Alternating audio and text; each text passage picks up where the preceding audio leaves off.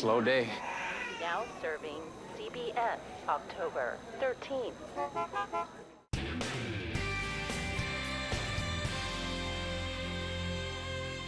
Have the rain gear and the layers for tomorrow. Scattered showers throughout the entire day and those temperatures into the 50s. More details on that and a look at your weekend coming up next. Good evening, everyone. I'm Kevin Hodge. Tonight on your WZMQ 19 News, tensions flare on Capitol Hill, where Robert F. Kennedy Jr. faced heated questions over his controversial vaccine views. Plus, more details on efforts from Michigan lawmakers to strengthen laws and punishments surrounding human trafficking. We'll hear from Attorney General Dana Nessel. And 2 new grant opportunities aim to tackle food security and boost health and wellness in Marquette's West End. We'll have the details. Your 19 News at 11 starts now. Live from the UP, this is WZMQ 19 News at 11.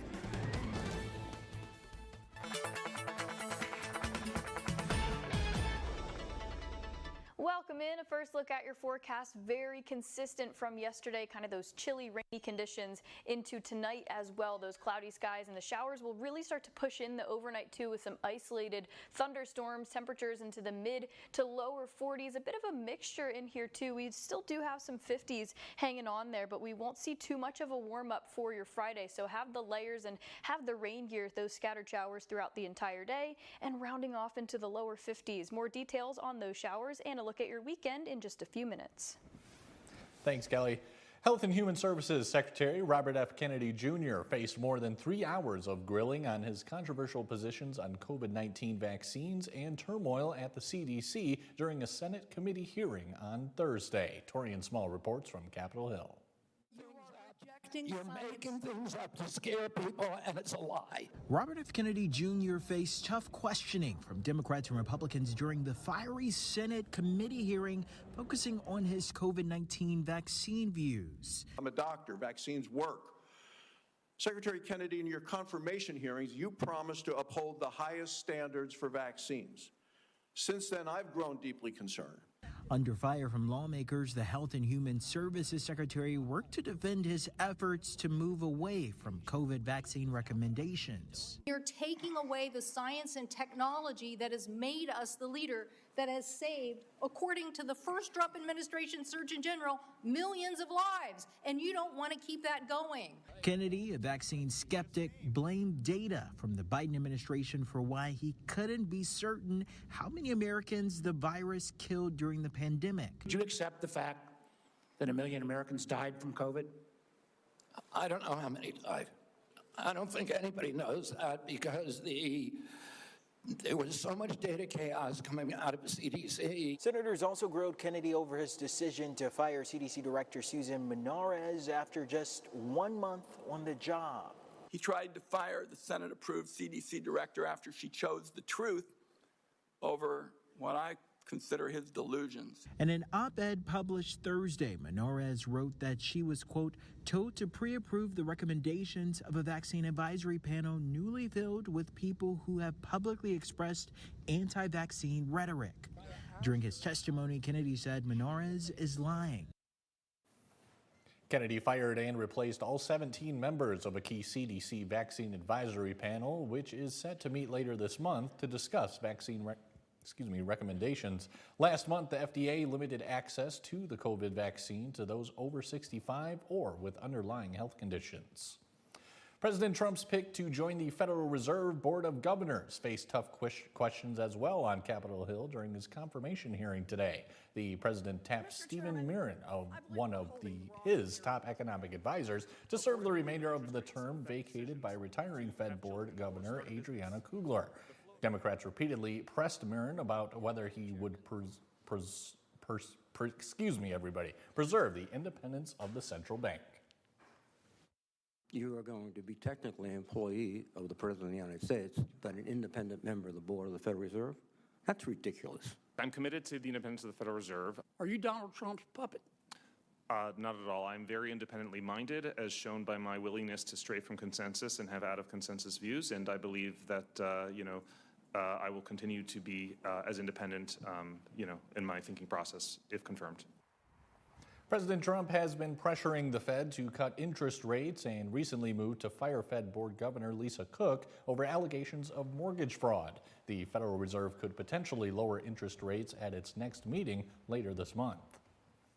This week, the House Oversight Committee released more than 30,000 pages of Epstein-related documents, but critics, including a handful of Republicans, call the release a smokescreen filled with redactions. Kentucky Republican Thomas Massie is attempting to use a procedural tool known as a discharge petition to bypass Republican leadership and force a vote on legislation that requires the Justice Department to fully release all Epstein files. So far, it has gained support from 4 Republicans and over 200 House Democrats. The vast majority of House Republicans are not on board with Massey's effort and say the Oversight Committee should be allowed to continue the work it's been doing. The House voted Wednesday afternoon to pass a resolution to do just that. The resolution authorizes the Oversight Committee to release all unclassified records received from the Attorney General, the Secretary of the Treasury, and the Epstein estate. Pennsylvania Congressman Dan Muser called the resolution a step toward transparency and expressed criticism for fellow Republican Thomas Massie. I do think this resolution is much more comprehensive than, I think the useless action that Tom Massie has taken. That's more for show. This one is got substance to it. No, Tom Massie was a good member. He's become a bit of a court jester at this point, so I don't know what his problem is, but I feel sorry for him, and he's not being very helpful. He's not helping Congress. He's not helping our country. For Massey's discharge petition to succeed, it needs 2 additional Republican signatures and all remaining House Democrats. Michigan leaders are taking new steps to fight human trafficking. A bipartisan group of lawmakers joined Attorney General Dana Nessel this week to announce legislation aimed at strengthening protections for survivors. Our Michigan Capitol correspondent Sophia Murphy reports. At the Capitol, lawmakers from both parties stood alongside Attorney General Dana Nessel to announce a package of bills they say will crack down on human trafficking in Michigan. Traffickers use force, fraud, and coercion to exploit the most vulnerable among us for profit, leaving scars that last a lifetime. The legislation increases penalties for traffickers and buyers, with the possibility of life in prison if a minor is involved. It also gives survivors more protections, like clearing convictions tied to their victimization and expanding safe harbor laws for children. We've often demonized the person being trafficked against their will and given virtually a free pass to those who are just out there to gratify themselves, blissfully unaware that their actions are building an entire illicit economy that enslaves another human being. Michigan ranks among the worst states in the country for anti-trafficking laws. Supporters say this package is about closing loopholes and changing the culture. They ensure survivor statements can be used in court.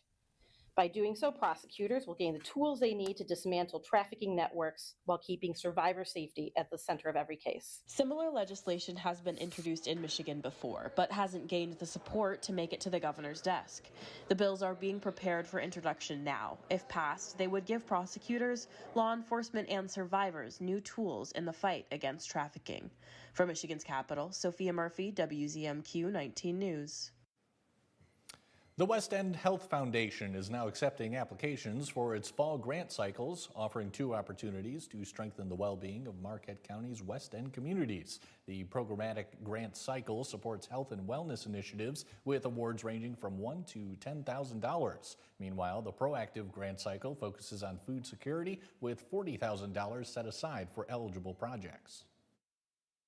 If you have a program that is focusing particularly on food insecurity for any ages, any residents of the western portion of Marquette County, to apply for our proactive grant cycle. And for that one, we're giving out $40,000, and those grants can go up to $40,000. Applications are due by September 26th at noon and can be applied for through the foundation's website. Kelly Rowland has your first morning weather forecast when we come back. Plus, a farm in Negaunee is offering a unique experience every Saturday this month. And the UP Fall Beer Festival returns to Marquette this weekend. We'll have a preview of what to expect this year. We're back in 2 minutes. 19 News is brought to you by Kirkish Furniture. Looking for a car that won't fall apart on the way home? Bam! Come to John's Auto where cars are clean, run great, and don't smell like french fries. Does your car need a tune-up? Bam! Service department. Do you want your car to sparkle? Bam! Detailing department. Need a quieter sister? Bam! Wait. For the best pre-owned cars, the best service, and the best detailing, come to John's Auto Marquette. Welcome to Car Breakdowns 101. I'm your Professor Ice-T. If your car is out of warranty, a car breakdown could eat you alive. Look at that car. The transmission alone could cost you $3,000. And that engine? How much do you love your kidneys? Don't even get me started on the computer system. That's a small fortune. Do what I did and call CarShield. They get expensive car repairs taken care of so you don't have to. Class dismissed. Call 800-859-0084. Today, we bring you the profile of a hero. Marine Private First Class Gomer Pyle. Heroes come in all shapes and sizes. But this hero is a musical Marine.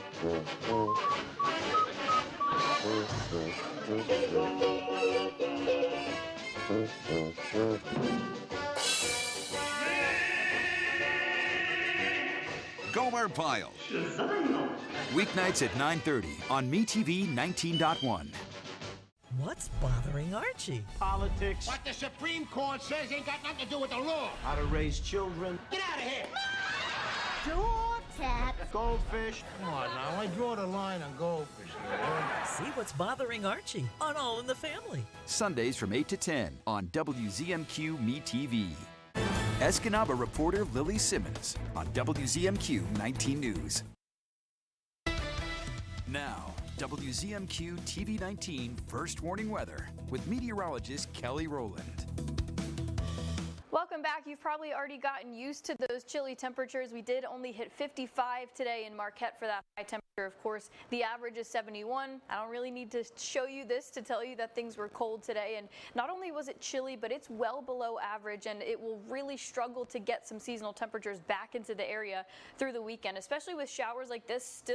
This is still part of that major low pressure system, multiple rounds of it. This is kind of round 2. This batch of rain overnight has some heavy downpours and some isolated thunderstorms might wake you up. And if you have any plans early tomorrow morning, you'll probably run into some rain. And then if you have some afternoon and evening plans, you might see a shower too. It just depends on where you are. The morning time, more likely to see that rain than as we head through the day. They become more scattered and isolated in nature. So definitely keep that rain gear in the car. Not a good day tomorrow. White shoes or suede shoes either. And really for the weekend, you'll need to keep the rain gear handy. This is going to take a little bit for this system to move out of here. And then when it does, it'll kind of still have that northwest influence on the wind, keeping things cold. So that's why it's been a bit of a struggle, and there isn't really an indication of a warm up to the 80s anytime soon, or seasonal for that matter. But the future rain too, though we will likely see showers for most of the day tomorrow, still not looking at too much rain. And then really beyond that, we'll pick up 100th of an inch there, 1/10 of an inch for Saturday and Sunday. The most rain for the weekend should happen on Friday and early at that. So kind of overnight tonight into tomorrow morning, but the scattered showers continue throughout the day for your Friday. And we keep the skies fairly cloudy, a bit overcast for Saturday, still chilly, those high temperatures near 60, still chilled into Sunday with a few drops. We'll get some rays of sunshine back, but it's not really going to help warm things up all too much. Our best hope to warming things up is kind of beyond our 7-day. The 6 to 10 day outlook does show us a trend in those slightly warmer temperatures, so we have to kind of bear with it. And we knew this was going to happen. This was a major system that came down. It's not just us that's being affected by it. It's very chilly, even for places across the East Coast and down south too. But again, not to remind you of this, but I will. Colder temperatures are on the way.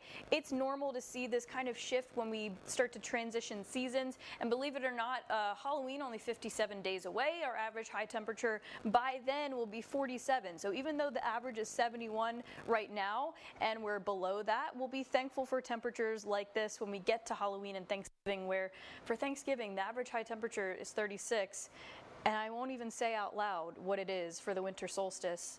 It's below 30 degrees though. But so with that being said, I'm showing you this to kind of give you something to look forward to, look optimistic at the 7-day. It is cloudy, it is chilly on here too. We'll get some sunshine back as we round off the weekend and into next week. And also as we get to next week, we'll get the 50s out of here and we'll slowly work our way back up the temperature ladder to see some mid to upper 60s. Kelly, thanks again. This Saturday, the Michigan Brewers Guild is excited for another celebration of the many great breweries the state has to offer. WZMQ's Andrew Hand spoke with the Dock Brewing Company about what to expect for this year's UP Fall Beer Festival.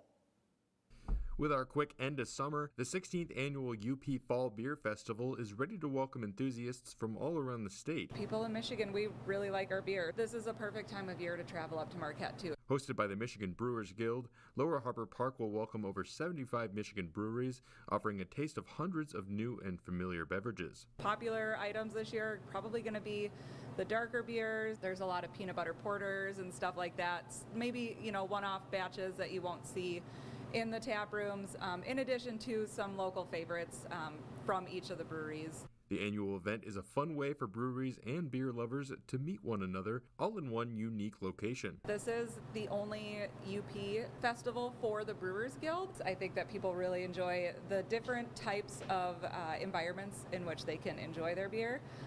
So, when you go downstate to the Detroit Beer Festival, you might be, in a parking lot, whereas this one, you're in a park next to Lake Superior. It's beautiful. With the purchase of a ticket, 15 beer tokens will be handed out upon arrival, each good for 1 3-ounce pour. VIP members of the Guild, it's $55, and then for just general public, it's $65. But again, that includes those tokens. There's going to be food trucks there, so it is a higher price tag, but I mean, you're going to be there from 1 to 6 p.m. So pre-sale tickets can be purchased online. In Marquette, Andrew Hands, WZMQ 19 News. Good enough. Oh, sorry, everybody. Mike Ludlam and I are just joking around a little bit. Fall is a great time to visit a farm, and one Marquette County farm is opening its doors to families to interact with all the animals and experience life down on the farm has to offer. Our own John Truitt has more. The Joe K. Corral is a family farm in Negaunee Township that welcomes kids of all ages. Starting this Saturday and every Saturday in September, the farm is open to the public for some wholesome agrarian fun. Consider it a livestock theme park with a barnyard full of friendly farm animals. They're going to come to experience the farm, and there's a lot of, friendly farm animals that they can take time to pet or brush or just to feed them treats. For Jody McElhaney and her family, it's way more than a petting zoo. It's a chance to interact with animals not normally found in the city.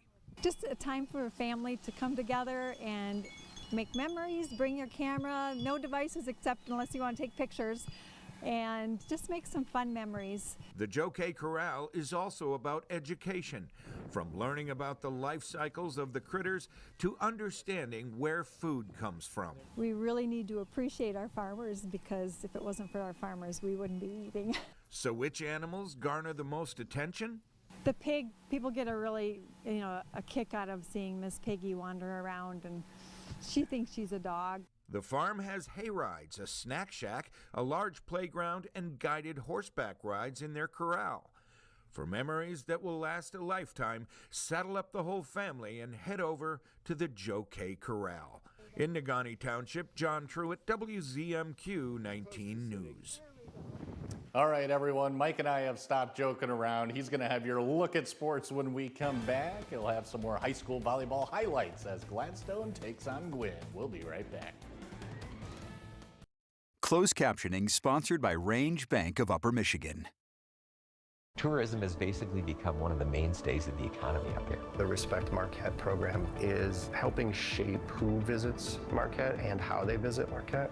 Protecting water and being part of organizations doing that work is essential. During the Los Angeles wildfires, so many have stepped up. People pulled together to help their neighbor. Today, we spotlight everyday heroes caring for their community.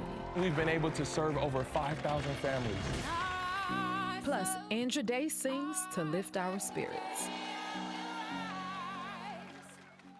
The Jennifer Hudson Show, tomorrow at 5 on WZMQ TV CBS, followed by 19 News at 6. Important alert. Were you sexually abused by a priest in Illinois or any of these other states? You may now be entitled to significant compensation. The Illinois Attorney General released a report citing the church for protecting hundreds of sexual predator priests involving thousands of victims. Call 800-922-6777 today for a free and confidential consultation. It's 800-922-6777. Time is limited, so don't wait. You have questions. Are your elected representatives in Washington working for you? Or do they stand on the issues and what's in it for you? Get the answers you need on WZMQ 19 News. I'm Rachel Knapp. And I'm Brendan Scanlon. Our job is reporting on Michigan's officials in Washington, covering and uncovering what they're doing, and then reporting directly to you. WZMQ 19's Washington Bureau works for you. And we deliver. Quality information straight from Capitol Hill. Only on WZMQ 19 News. The Shortlist, a countdown show that's all sports. Only from SSN, the Cindy Sports Network.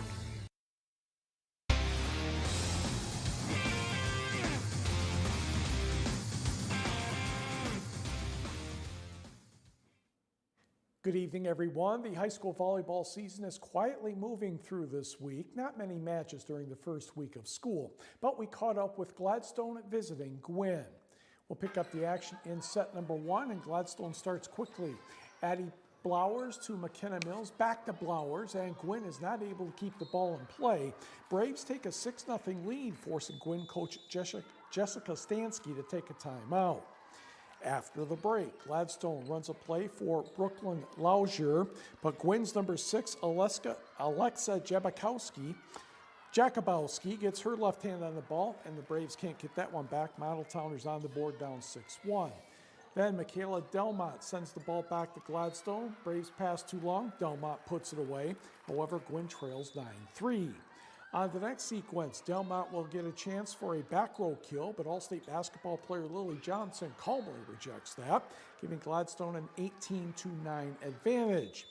Gwynn kept improving the rest of the set, but the Braves won the first set 25-21. However, Gwynn turned the tables the next 3 sets, 25-21, 21, and 21. Model Towners win the match 3-1. Meanwhile, down south, Escanaba visiting Menominee. Escanaba's on the right side of the screen in the first set. Ava Stahlberger with the kill near the net, coming up right here. And the Eskimos won that first set 25-13. We'll move to the third set. The Maroons pass the ball to setter Piper Ayers, and the set throws her off, getting that point there. Menominee won this one 25-16 to stay in the match, but Escanaba won the fourth set to take this match 3-1. To the scoreboard, Kira Isaacson had 15 kills for Dollar Bay, but Uintral Creek won the match 3-1. Houghton sweeps Jeffers 3-0. Forest Park no trouble at all with North Central 3-0. Calumet, Western County was tough, but the Copper Kings held on and won 3-0. Addie Bowerman had 14 kills for Munising in the sweep over Kearney NATO. And it was Munising Baptist edging Grand Marais 3-2, 15-11 in the fifth set. College volleyball, NMU starts the season down in the state of Florida, and the Wildcats improve in every set to defeat Wheeling, West Virginia 3-1. Back to high school sports. Cross country, the Fezzi Invite in the Houghton area, and Houghton had a perfect score for the girls, followed by Lance, Calumet, ETC, and Hancock tied for fourth. And when you have a perfect score, you get to show all your players on the next team. Tessa Raudiola, the winner by about 9 seconds over Sela Niska. Jovi Williams, Holly Cook, and Romy Matson rounded out the top 5 for the Gremlins. On the boys' side, Jeffers 1 point better than Houghton, Dollar Bay third, Hancock fourth. Individually, Cameron Anderson of the Jeffers, the winner, in 1833.4. Xavier Hutchinson and Cole Seen of Houghton were the next 2, but Jeffers kicks back in with Brandon Anderson and Landon Larson. High school co-ed soccer for the small schools, Munising Baptist blanked Grand Marais 8-0. In boys soccer was Kingsford over Houghton 2-0, and Traverse City Central beat Sault Ste. Marie 8-0. Now we'll go to girls tennis. Wernagoni turned back Marquette 7-1. Gladstone 6, Munising 2, and Norway and Escanaba played to a tie at 4. To college sports, early rain didn't stop the offense, but nobody could really score. Northwood and NMU men played to a tie at 0. In football, just done a few minutes ago, it didn't need overtime this year. Michigan Tech all over South Dakota Mines, 45-9. 2 touchdown passes for Alex Bueno, 2 rushing touchdowns, and a TD catch for Drew Collins. We'll have highlights tomorrow. 8-player football, Ironwood dashes past Kearney NATO 60-8, and Pellston stings Engadine 32-8. November 22nd, 1975, an outstanding day for UP high school football. Ishpeming and Forest Park both won state championships in the first year of the Michigan high school football playoffs. Nobody below the bridge, you know which bridge, expected Ishpeming to be able to compete with Hudson. They had a 72-game winning streak. The Tigers knew about running back David Farah from the semifinal win over Portland, but Ishpeming's Jim Benetti says Coach Mike Molesky had other ideas in the final. They were watching him, and then that just opened up for our beautiful option with Mark and Mike Delangelo. It just opened up for those two because they ran into perfection, and Mark would be just getting touch. He'd flip it to Mike, and Mike ran for, in the first quarter, he ran for a 54-yard touchdown. There weren't many teams running option in high school. In college, it was more going on, but we're hard to defend, and we had a talent, and Mike Delangelo at tailback, and he was a very gifted individual. I was 165 pounds. Their linemen were 210, and so honestly, we were a little nervous. I can't say we were super confident until the first 2 plays. They ran up the middle. We tackled them. The 4th play, we blocked their punt, and the rest is history.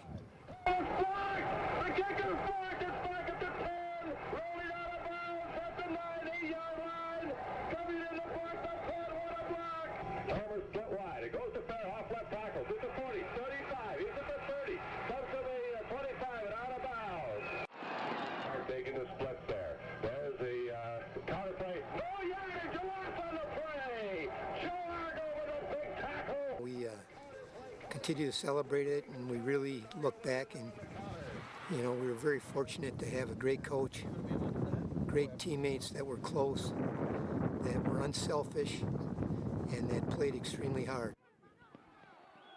Ishpeming's only loss was to Marquette that season. And we also talked to Forest Park players about their Class D run. Let's hear what they had to say. Hendrickson kind of came up with it, put it together, and to have a game between our counterparts up in Ishpeming that won the first state championship, the David and Goliath story when they beat Hudson, it's incredible to me. I'm looking forward to visiting with some of those guys. I'm looking forward to seeing the 2 current teams play each other, and I'm looking forward to shaking hands and being around some of our old guys that we played with that I haven't seen for many years. Which means you handed the ball off to him all the time, right? Heavy on the all the time, too. Until the state final game, we weren't sure that our head coach knew what the forward pass was. We gave it to Mr. Santilli a number of times. And that was your dad. Is he going to let you get away with that? He's going to have to now. But, I mean, in the semifinal, we did not attempt a single pass. And I kept whining on the sideline that we need to practice a little bit. We might have to throw next week. And he said, don't worry about it. And I guess we didn't need to either. He was right again. We weren't maybe the best team. We weren't maybe the overall fastest team, but everybody knew their positions. Everybody played extremely well, and we bonded together real well. And the ultimate goal was when the state announced that they were going to have a actual playoff for the first time, and we were seniors, all the guys wanted to win it. And Forest Park won the 2017 title over Portland St. Patrick without throwing at the football either. Ishpeming and Forest Park tomorrow night, pregame starting at 6:30 Eastern, 5:30 Central Time. We'll be right back. Shop our huge selection of Amish crafted dining room sets at Kirkish Furniture in Houghton. Browse our large in-stock collection and customize with a special order. With 1-year no-interest financing available, plus free delivery. Shop Kirkish Furniture today. Looking for a car that won't fall apart on the way home? Bam! Come to John's Auto where cars are clean, run great, and don't smell like french fries. Does your car need a tune-up? Bam! Service department. Do you want your car to sparkle? Bam! Detailing department. Need a quieter sister? Bam! Wait. For the best pre-owned cars, the best service, and the best detailing, come to John's Auto Marquette. For more than 30 years, our community has come through, building affordable homes, making critical repairs, and building ramps for those who need a little help and a little hope. Habitat for Humanity volunteers produce amazing results treasured forever. You could be our next hero. Volunteers are needed to provide affordable housing in Marquette County. Join in, sign up, it's easy. Go to uppersunited.com or use the QR code shown here. A public service message of Habitat for Humanity and WZMQ TV 19. Pure Outdoor is the first program dedicated to increasingly popular outdoor and eco sports. Pure Outdoor. Tonight's sports is brought to you by the Window Store. Here's a deal you won't want to miss. For a limited time, when you buy 3 windows or doors, you'll get 1 free at the Window Store. You heard that right. Buy 3, get 1 free. Don't wait. This offer ends soon. Give your home a fresh new look with our energy-efficient windows and stylish doors. Call today and start transforming your home with the Window Store. Quality windows, doors, and unbeatable savings. Only at the Window Store.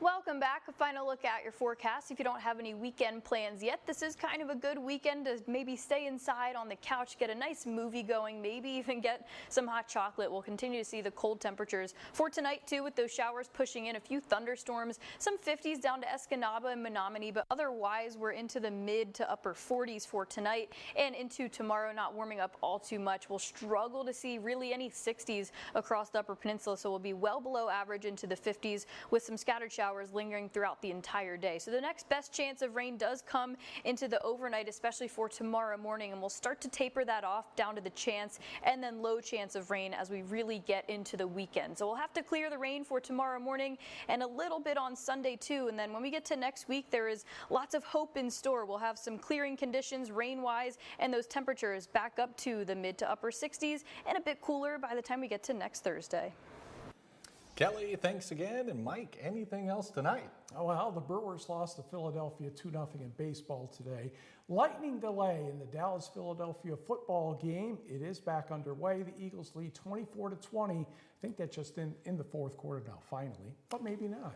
All right, thanks for that, Mike, and thank you all for watching. We'll catch you back here again tomorrow.